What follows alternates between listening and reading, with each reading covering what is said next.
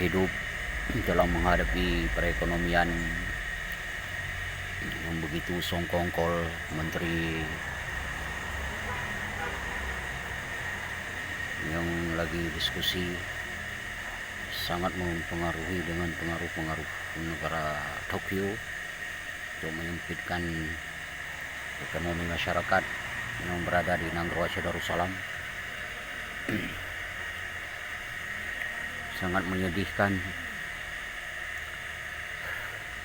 Mudah-mudahan cepat terusut tuntas dalam permasalahan ekonomi.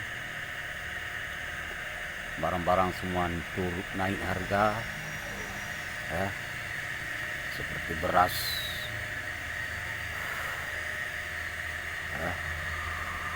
juga turun harganya pinang, minyak sawit, ini segala macam.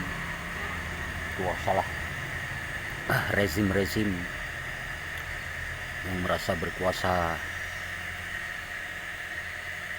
di negara ini. Mudah-mudahan itu sedikit demi sedikit cepat terhapus dan terarah kembali permasalahan ekonomi yang di Nanggroace Darussalam, dari timur sampai barat.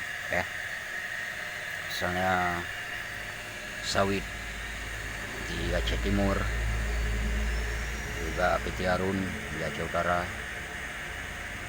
juga pada Cengkeh di Sabang, getah di Melabuh, cepat dinaikin harganya. Jangan sampai rakyat kecil selalu teraniaya dengan secara kekejaman Menteri Luar Negeri.